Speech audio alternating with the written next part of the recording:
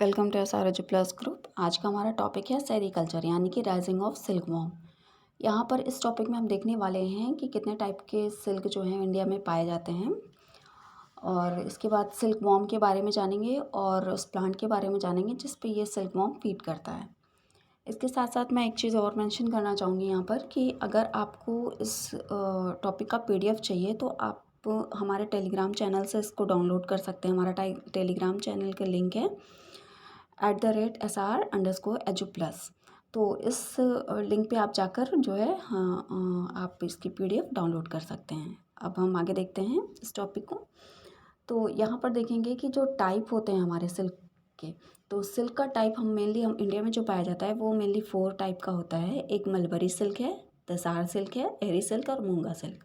जिनमें से mulberry silk और एरी सिल्क जो है डोमेस्टिकेटेड पर्पज़ के लिए यूज़ किया जाता है, वेरएज़ जो तसार और मूंगा सिल्क होता है ये वाइल्ड नेचर का होता है। और नेक्स्ट है हमारा सिल्क वॉर्म। तो सिल्क वॉर्म जो कॉमन नेम है सिल्क वॉर्म का वो है बॉम्बेक्स मोराई। इसके साथ साथ जो और स्पीशीज़ हैं वो हैं एंथ्रिया मिलेटा, एंथ्रिया रायली, अटैकस रसाइनी, एथ्रेसिया असामा। ये सारे इसके सिल्क वॉर्म के स्पीशीज़ हैं। अब हम प्लांट के स्पीशीज़ को भी देख लेते हैं।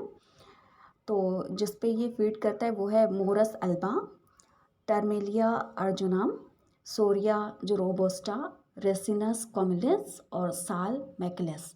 ये सारे जो हैं प्लांट के स्पीशीज़ हैं। अब आगे हम देखते हैं तो मलबरी टाइप ऑफ सेरिकल्चर, यानी कि जो सेरिकल्चर होता है वो जो मलबरी लीव्स पे फीड करता है वो किस तरह से इसका सारा प्रोसेस होता है ये हम यहाँ पे देखने वाले हैं। तो इनमें से जैसे कि हमने पहले ही देख लिया है कि मलबरी और एरी सिल्क जो हैं वो एक तरह से डोमेस्टिकेटेड नेचर के होते हैं, यानी कि इनको कल्टीवेट किया जाता है। वेयर एज जो रेस्ट 2 होते हैं तसार और मूंगा, ये जो है नेचुरल होते हैं। फिर इसके बाद हम देखेंगे तो लाइफ साइकिल जो इनकी होती है वो बहुत ही सिल्क वॉर्म की एक बहुत ही कॉमन सा इसमें होता है। जैसे कि एक फीमेल होगी जो एग ले करेगी और फिर ये फर्दर कैटरपिलर में हैच हो जाएगा, और जब कैटरपिलर हैच होगा तो ये कैटरपिलर स्टेज जो होती है ये कॉन्टिन्यूस मलबरी लीफ पे फीड करती है, और फीड करने के दौरान ये ग्रो करती है। इस दौरान खुद को ये कोकून फॉर्मेशन भी करता है खुद का। और क्योंकि कोकून फॉर्मेशन एक प्रोटेक्शन लेयर बनाता है सिक्रीशन से इसी सिल्क को, तो इस वजह से उसी के अंदर ये रहना पसंद करता है। तो ये प्रोटेक्शन के लिए जो कोकून बना रहा है, इसी फाइन थ्रेड को हम जो है क्या कह रहे हैं, सिल्क कह रहे हैं।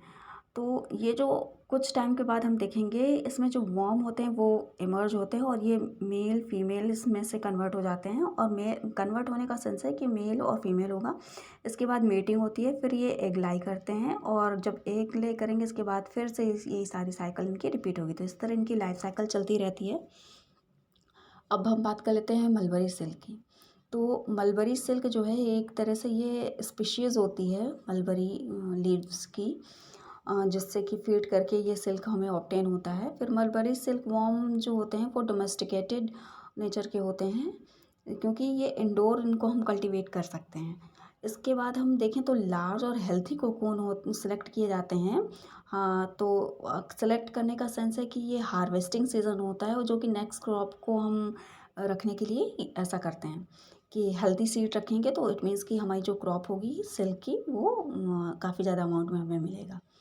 तो अगला हम देखें तो जो कोकून होता है वो एक तरह से बहुत ही वेल वेंटिलेटेड और अच्छे एनवायरनमेंट में नीट एंड क्लीन, जहाँ पे एयर लाइट पास हो और मॉइस्चर जो है कंट्रोल कंडीशन में हो, ऐसा जो है एनवायरनमेंट में इनको रखते हैं। और जब ये इस कंडीशन में रहते हैं तो इसमें मेल और फीमेल ईज़िली जो है हम देखेंगे डिस्टिंग्विश हो सकता है। ये किस तरह होगा कि हम देखेंगे कि जो फीमेल होती है उसका जो एब्डोमेन होता है वो एक तरह से लार्जर इन साइज़ होती है, और एब्डोमेन रीजन जो होता है वो ब्रॉडर होता है एज़ कम्पेयर टू मेल। तो इस तरह से हम मेल और फीमेल को डिस्टिंग्विश कर सकते हैं। इसके बाद जो मैच्योर मोथ होती है वो उसका मेज़र हम देखें तो 1.5 इंचेस से 2 इंचेस तक हो सकता है इसका विंग स्पैन। और इनका कलर हम देखें तो पेल क्रीमी कलर का होता है। और ये मोथ क्या होती हैं कि एक तरह से पेयर में रखी जाती हैं जिसमें कि मेल और फीमेल कॉपरेशन होता है, और फिर विदिन 24 आवर्स जो है वो एग ले करती हैं। तो कॉपरेशन के दौरान क्या होता है कि जो फीमेल होती हैं जब एग ले करने वाली होती हैं तो उनको जो है दूसरे बॉक्स में शिफ्ट किया जाता है, यानी कि उसको हम कहते हैं एग लेइंग ट्रे या एग लेइंग बॉक्स कहते हैं। तो उसमें शिफ्ट करते हैं और यहाँ पर जो है ये एक तरह से ये जो बोर्ड होता है यानी कि बॉक्स होता है, ट्रे होती है, ये कार्डबोर्ड की होती है। तो यहाँ पर इसको शिफ्ट करने के बाद जो फीमेल होती हैं वो लगभग 300 से 400 अंडे देती हैं और ये कंडीशन लगभग 24 आवर्स के अंदर हो जाती है। और फिर इसके बाद हम देखेंगे जो एग होती हैं वो बहुत ही स्मॉल इन साइज़ होते हैं, वाइट कलर के होते हैं, इन्हीं को हम सीड कहते हैं। क्योंकि ये जो है कॉमर्शियली एज़ अपीयरेंस इनका जो है सीड की तरह होता है, क्योंकि फर्दर इसी को हमको आगे ग्रो करके इससे हमें सिल्क ऑब्टेन करनी होती है। नेक्स्ट है कि जो ग्रेट केयर इसमें हमको देखना पड़ता है, यानी कि इसकी बहुत ही देखभाल करनी होती है सीड सिलेक्शन प्रोसेस में, क्योंकि अगर जो हेल्दी सीड रहेंगे तभी जो है हमें जो है सिल्क बहुत ही अच्छे अमाउंट में ऑब्टेन होगा। तो इसलिए इनको देखना पड़ता है, हर तरह से केयर इनकी देखभाल करनी पड़ती है कि किसी तरह से डिजीज़ सीड ना हो, जिससे कि क्योंकि यही सीड हमें जो ग्रो करने वाले हैं, कल्टीवेशन करने वाले हैं इसका, जैसे कि विलेजर्स अगर जो करते हैं तो उनको ये सीड अगर जो हम देते हैं तो प्रॉपर वो फिर ग्रो होंगे। और फिर क्या होता है कि जो ये लार्वल स्टेज होती है, यहाँ पर जो लार्वा हम लोग निकाल ले रहे हैं तो यही एक तरह से कैटरपिलर स्टेज कहलाती है।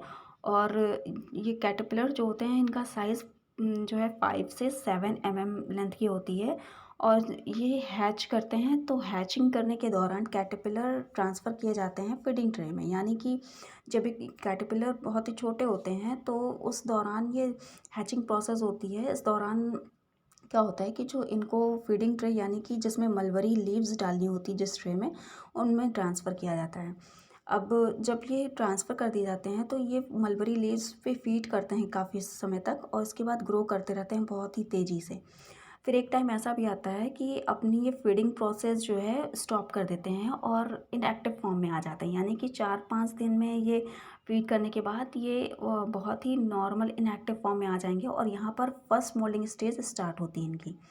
इसके बाद जब फर्स्ट मोल्डिंग स्टेज होती है तो इसी के कुछ दिन बाद यानी कि सेकंड मोल्डिंग स्टेज, यानी कि 7 डेज़ के अंदर सेकंड मोल्डिंग स्टेज स्टार्ट हो जाती है। सेकंड मोल्डिंग स्टेज जब होती है तो इसके जस्ट बाद थर्ड मोल्डिंग स्टेज लार्वा की आती है। इसमें क्या होता है कि ये लार्वा जो है लगातार इसी तरह से 4 बार मोल्डिंग स्टेज अपनी क्रॉस करता है।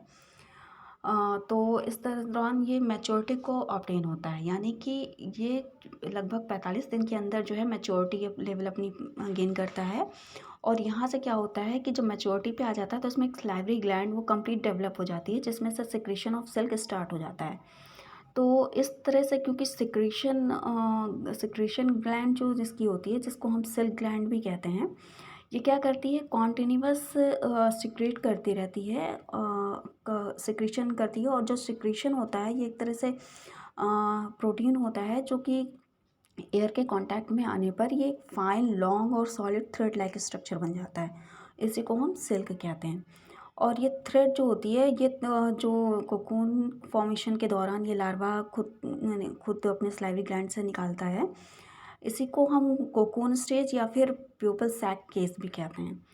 फिर इसके बाद क्या होता है कि ये प्रोसेस कॉन्टिन्यूअस 3-4 दिन तक चलती रहती है। जब ये प्रोसेस कंप्लीट हो जाती है तो कैटरपिलर खुद को क्या करता है, एक थिक हार्ड ओवल वाइटिश और येलो कलर का कोकून होता है जो कि उस कोकून जो है उस रैप के अंदर रहता है।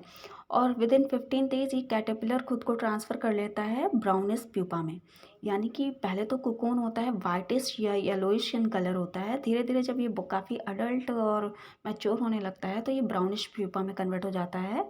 अब यहाँ पे एक्टिव मेटामॉर्फोसिस जो है इसी दौरान जो है होता है। इसमें क्या होता है कि प्यूपैगेशन जो स्टेज होती है ये कन्वर्ट हो जाती है अडल्ट मोथ में। तो अडल्ट मोथ लगभग 12 से 15 दिन में हो जाता है और अडल्ट स्टेज जब हो जाती है तो ये स्किप कर जाता है कोकून से और यहीं से हमें जो है सिल्क मोथ जो स्किप किया है, तो ये जो एनिमल है ये फिर मेट करेगा, एग लाई करेगा, उसके बाद जो है मर जाता है। तो इस तरह इसकी लाइफ साइकिल तो चलती रहती है। और हमें जब कोकून से हमें जब सिल्क गेन करना होता है, तो ये बीच के ही स्टेज में हमको सेलेक्ट कर लेना होता है। उसी स्टेज से हम जो है सिल्क ऑब्टेन करते हैं। तो कोकून जब हेल्थी होते हैं तो सेलेक्ट करके इसको नेक्स्ट क्रॉप के लिए रख लेते हैं। एक माना जाता है कि जैसे कि 1 kg केक को सिल्क ऑब्टेन करने के लिए लगभग हमें 55,000 कोकून्स तक ज़रूरत पड़ती है। तो ये एक अच्छा जो है अमाउंट होता है कि 55,000 कोकून से हमें 1 kg रॉ सिल्क ऑब्टेन हो जाए। इसके बाद हम देख लेते हैं कि ये सारी प्रोसेस अभी तक की हमने कोकून के बारे में देखी कि कैसे सिल्क ऑब्टेन हो रहा। अब इसके साथ हम ये भी एक आता है इसमें कंडीशन की, जैसे डिजीज़ होती हैं कुछ इसमें कॉज हो सकती हैं, जिसकी वजह से इसकी ईल्ड जो है सिल्क की वो कम हो सकती है। तो इनसे बचाने के लिए हम क्या कर सकते हैं, वो डिज़ीज़ थोड़ी देख लेते हैं। तो इसमें जो है पहली डिज़ है वो है पेबराइन डिज़ीज़, जो कि मोस्टली बहुत ही सीरियस डिज़ीज़ मानी जाती है सिल्कवॉर्म की। इसमें टाइमली हमको चेक करना होता है कि जो ये हमारे सीड या लार्वल स्टेज होती हैं, ये इनसे बची रहें, यानी कि इसमें डैमेज ना हो। तो इसके लिए ये रिस्पॉन्सिबल कौन सा प्रोटोजोआ होता है, वो एक तरह से प्रोटोजोआ पैरासाइट होता है, जिसको हम नोमेसा बॉम्बासिस कहते हैं। ये एक हेरिडिटी डिजीज़ की वजह से भी होता है। तो क्योंकि हेरिडिटी डिसीज़ है, इट मीन्स कि हमें सीड अगर जो हम सही ऑब्टेन करेंगे, सही सिलेक्शन करेंगे, तो फर्दर आगे प्रोसेस के लिए भी सही सही रहेगा। हेल्दी सीड रहेगा तो हेल्दी इसमें सिल्क जो है अच्छा अमाउंट आएगा। इसके बाद इसको हमें टेस्ट करने के लिए क्या करेंगे कि बॉडी टिश्यू जो फ्लूइड होता है फीमेल मोथ का, उसको हमें एग्जामिन करना होता है अंडर माइक्रोस्कोप, ताकि ये देख सकें कि कहीं ये डिजीज़ इसमें लग तो नहीं रही है। तो इस तरह से इसको हम देख के जो है सीड को बचा सकते हैं। क्योंकि जो प्रेवेलाइन स्पोर्स होते हैं इसके, तो ये क्या करते हैं, ये एग ले करते हैं, और ये धीरे धीरे क्या होता है कि ये डिस्ट्रॉय कर देते हैं हमारी जो सीड होती है। तो इस इन्फेक्शन से अगर जो इनिशियल स्टेज है, तो इसके एग को हम लोग किल कर सकते हैं वाटर, गर्म वाटर का यूज़ करके, यानी कि टेम्परेचर उसका 47 डिग्री सेंटीग्रेड पर रख कर उस वाटर से ट्रीट करके हम इस डिज़ीज़ को कंट्रोल में कर सकते हैं। अगली डिज़ीज़ हम आती है हमारी जो है वो है फ्रैसियो डिज़ीज़। तो इसमें क्या होता है कि एक बैक्टीरियल डिज़ीज़ है, जो कि जनरली बहुत अनहेल्थी और डर्टी कंडीशन की वजह से होती है।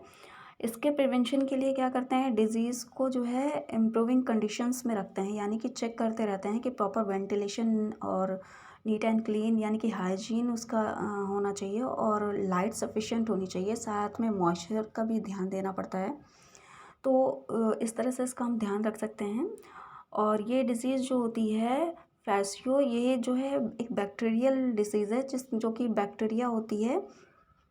तो इसकी वजह से कॉज होती है, ये बैक्टीरिया है बैसिलस बॉम्बासाइसिस या फिर स्ट्रेप्टोकोकस बॉम्बासाइसिस। तो इस बैक्टीरिया को हमको चेक करना होता है। ये क्या करती है, जो पैथोजेनस बैक्टीरिया होता है, ये अटैक कर सकता है एलिमेंट्री कैनाल या फिर हीमोलिम्फ रीजन पे लार्वा के। तो ये सिम्टम क्या करेगा, अगर जब ये अटैक करता है तो हम कैसे पहचानेंगे, यानी कि जो हमारा लार्वा होगा वो बहुत ही एपेटाइट उसकी जो होती है, वो एक तरह से बहुत ही कम हो जाती है। और इसके बाद तो लार्वल स्टेज की भूख कम होने के साथ साथ इसमें हम देखेंगे जो शीटेड ग्रोथ होती है वो भी उसकी बहुत ही कॉम्प्लेक्स हो जाती है, और मूवमेंट इसकी स्लगिश हो जाती है। तो इस तरह से हम देखेंगे बहुत ही डल हो जाता है इसका कलर और नेचर भी, जिसकी वजह से कलर जो ब्लैक ब्राउन में कन्वर्ट होने लगता है। तो इस तरह से हम जो है इसको पहचान सकते हैं। अब इसकी कंट्रोल कैसे कर सकते हैं, तो इसमें जो ऑप्टिमम एनवायरमेंटल कंडीशन रिस्पॉन्सिबल होते हैं, तो इनकी रिक्वायरमेंट से हम सही कर सकते हैं इसको, यानी कि रिक्वायर्ड टेम्परेचर, ह्यूमिडिटी और सारे चीज़ों को ध्यान में रख के इसका ट्रीटमेंट कर सकते हैं। इसके बाद हेल्थी और जो क्वांटिटीफुल लीव्स होती हैं उसको सप्लाई करना चाहिए इनके, हाँ, जो लार्वा होते हैं उनको, ताकि हेल्दी लार्वा जो होंगे वो उनको हम क्या करेंगे, प्रॉपर रख सकते हैं, और अनहेल्दी लार्वा जो होंगे उसको हमें डिस्कार्ड करना होगा रेडिंग ट्रे से। तो इस तरह हम इसको ध्यान रख सकते हैं। नेक्स्ट हमारी डिसीज़ जो आती है वो है ग्रासियस डिसीज़, जो ग्रासियस डिसीज़ है वो एक तरह से वायरल इन्फेक्शन की वजह से होती है और ये अनहेल्थी कंडीशन की वजह से होती है, सेम जैसे ऊपर है। इसमें क्या है कि जनरल क्लीननेस और सप्रेशन ऑफ इन्फेक्शन कैटरपिलर का ध्यान देना पड़ता है, यानी कि प्रोटेक्शन और डिजीज़ सारी जो है सेम वही है कि हाइजीन कंडीशन होनी चाहिए। कॉम्प्लेक्स डिसीज़ एक तरह से है ये होती है क्योंकि इसमें जो डिज़ीज़ है वो हम सिम्टम देखेंगे तो कुछ जॉन्डिस लाइक सिम्टम्स में अपेयर होते हैं, जिसमें कि कलेक्टिवली हम इसको कहते हैं ग्रासियस और पॉलीहाइड्रोसिस। इस डिसीज़ की वजह से जो है लार्वा हमारे इन्फेक्टेड हो सकते हैं। नेक्स्ट हमारी डिज़ीज़ आती है मस्कराइडियन डिज़ीज़, जिसमें कि हम देखेंगे फंगल डिज़ीज़ होती है सिल्कवॉर्म में। और इसमें क्या होता है कि लार्वा जो है एक तरह से ममीफाइड हो जाता है due to deposition of silk calcium oxalate, यानी कि कैल्शियम ऑक्सलेट का इसमें लेयर बनना स्टार्ट हो जाता है, जिसकी वजह से जो लार्वा होते हैं वो डिजीज़्ड हो जाते हैं। तो इस स्टेज को हम लोग जब अगर जो कैल्शियम ऑक्सलेट की लेयर बनने लगती है और डिजीज़ लार्वा हो जाते हैं तो इस कंडीशन को हम कैल्सिनोन कहते हैं और इस तरह से ये डिजीज़ कॉज होती है, तो इसको भी देखना पड़ता है। इसके बाद हम आगे देख लेते हैं तो प्रोडक्शन ऑफ सिल्क। इसमें क्या होता है कि नॉर्मली हम देखें तो सिल्क का प्रोडक्शन जो होता है वो सिल्क ग्लैंड जो सिक्रेट होता है मोथ के सिल्क ग्लैंड से, तो उससे हमें मिलता है। तो सिल्क ग्लैंड जो है एक तरह से लॉन्ग ट्यूबुलर और कॉइल्ड ग्लैंड होता है और ये क्या करता है कि एलिमेंट्री कनाल कैटरपिलर के एलिमेंट्री कनाल रीजन में जो है रहता है और यहाँ से ये फाइब्रिन प्रोटीन, यानी कि एक तरह से ये प्रोटीन ही है सिल्क, तो इस यहाँ ये प्रोटीन सिक्रीट होती है और ये प्रोटीन जब एक्सपेल होती है बॉडी कैटरपिलर के बॉडी से, तो ये कांटेक्ट में जब एयर के आता है तो ये एक तरह से fine long solid thread like structure जो है अडॉप्ट कर लेता है, जिसको हम सिल्क कहते हैं। तो ये सिल्क जो है एक तरह से बहुत ही फाइन और सॉफ्ट होता है और लाइट इन वेट होता है, यानी कि जितनी ही सॉफ्ट और वेट में हल्का होता है वो सिल्क बहुत ही अच्छा माना जाता है।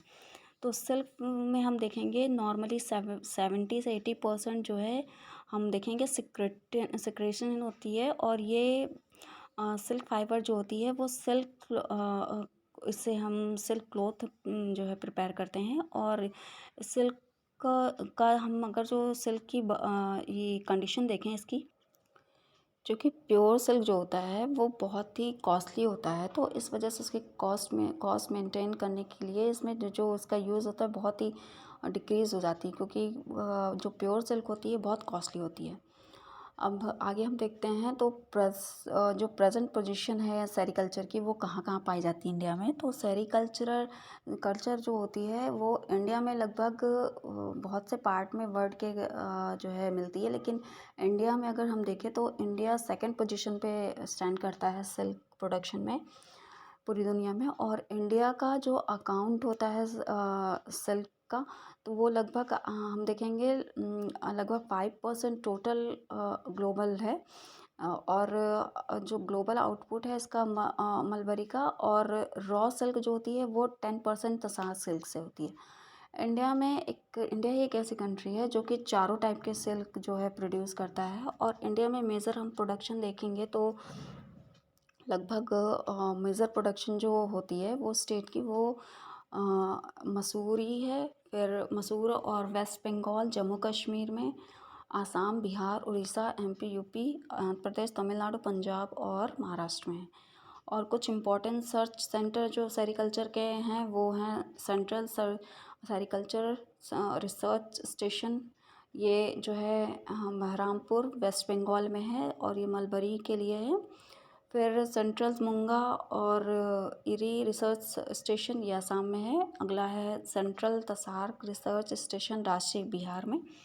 तो ये सारे रिसर्च स्टेशन हैं जो सिल्क के हैं। और इसके बाद हम देखते हैं कि ये जो एनिमल है इसका सिल्क का, तो ये इसका क्लासिफिकेशन यहाँ पे है लास्ट में दे रखा है। तो फाइलम इसका आर्थ्रोपोडा है, क्लास इंसेक्टा है, ऑर्डर लेप्टिपेट्रा है और फैमिली इसकी देखें बॉम्बेक्साइडी है, जीनस बॉम्बेक्स और स्पीशीज़ मोराई है। और यहाँ पर इसका नॉर्मल एक लाइफ साइकिल सिंपल सा दे रखा है कि कैसे है, एक अडल्ट मेल और फीमेल है, उसके बाद फीमेल जो है देखेंगे लीव्स, मलबरी लीव्स पर जो है एग ले करी है। इसके बाद ये कन्वर्ट होता है एक लार्वा में, और लार्वा फिर प्यूपा में। तो प्यूपा कोकून फॉर्मेशन होता है, और फिर यहाँ से एक नया अडल्ट जो है एनिमल निकलता है। तो इस तरह हमारा ये साइकिल चलता रहता है।